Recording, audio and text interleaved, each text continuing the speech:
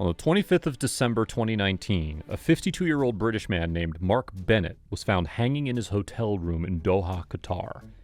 It was the day of Christmas, and his death sent shockwaves in the local area. Bennett was recruited in Qatar to boost the tourism industry. He had a life ahead of him back home. It was initially claimed that he'd hung himself due to some family conflict.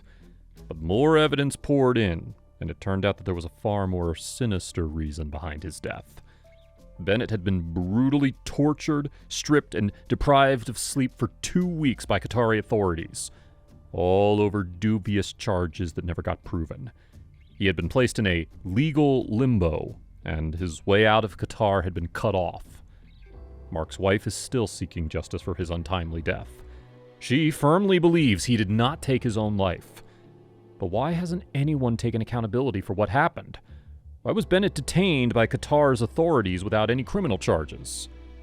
Well, that's just how things roll in Qatar, the fourth richest country in the world. There's a dark side to Qatar that most people don't know of, and some of the most heinous crimes carried out by its government have been swept under the rug by the media. In October of 2022, Nuf al-Madid, a woman from Qatar who had traveled to the UK seeking asylum because of family abuse, returned to Qatar after the family allegedly apologized. However, once she got to Qatar, she disappeared. No one had any idea where she went, and the worst part is that the authorities didn't even seem to care. To them, Nuf was just another woman in a sea of others, easily replaceable and not important enough to keep track of. When you first head to Qatar, you might just find yourself getting swept up by how great everything seems. There are skyscrapers everywhere, clear blue waters, beautiful skies, and just serenity everywhere. In all of that light, you wouldn't expect anything evil. But for Qatar, evil begins at home. All it takes is for one to open up their eyes and see the injustices their own citizens face. By citizens, we mean women. It's no secret that the women in Qatar are treated as second-class citizens, even in today's era. Girls grow up under the guardianship of their fathers and brothers, only to become adults and then be under the complete control of their husbands. Whenever they have to make an important decision in life, they have to get a man's approval for it. If they dare to do anything without it, they'd be punished by law. These sound like archaic laws that no one would actually follow, but that's not the case. The country reinforces these laws extremely strictly.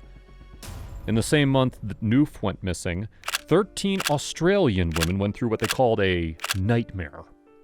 They were hauled off a flight bound for Sydney when the airport security found a premature baby abandoned at the airport.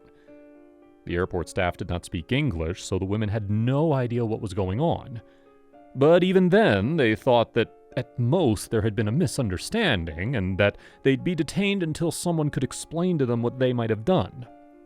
But that didn't happen. Instead, they were forced to remove their clothing and go through what they called a forced pap smear test to figure out if any of them had just given birth. Needless to say, none of them had given birth and were sent back to Sydney, where they said that they were considering filing a class action lawsuit, but were worried about being treated even worse. For the Qatari forces to treat 13 women in the disgraceful way they did made it clear that for them, it didn't matter where the women were from. They were going to be less than an average man, who, so far, have not been made to undergo treatment like this or anything even remotely close to it. In the past decade, over 6,500 migrant workers have died under mysterious circumstances. Around 3,000 of these deaths are of Indian workers alone. When the authorities would do their investigations, they'd find no evidence of wrongdoing.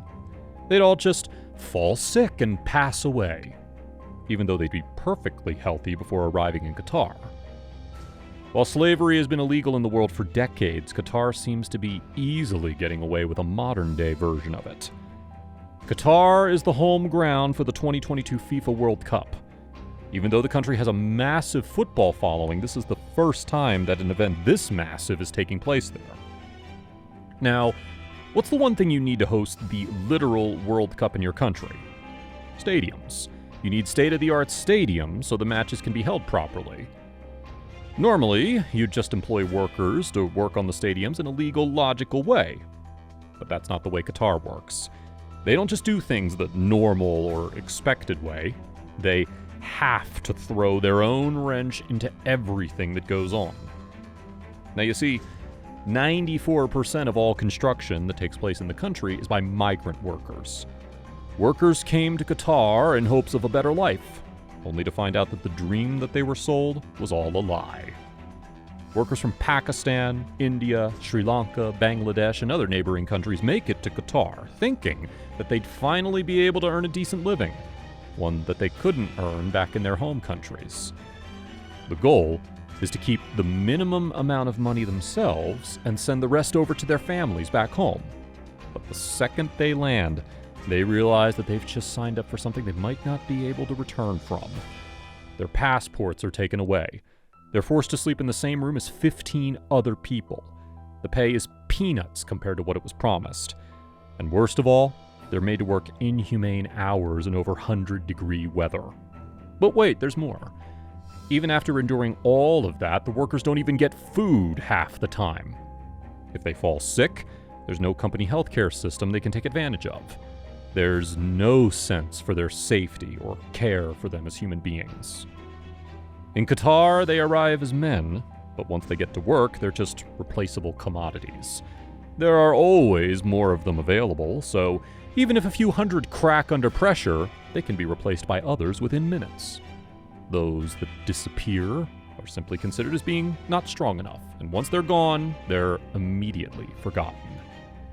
In 2001, Doha-based journalist Vani Saraswati was doing research into the use of kids as jockeys in camel racing when she met Suleiman, a little boy who had been injured so badly after falling off during a race that he had been sent to the hospital. His friends weren't so lucky. Children as young as 4 and 5 were brought from other South Asian countries for pennies. Once they'd make it to Qatar, they'd be put on top of camels that race as part of keeping the ancient sport alive.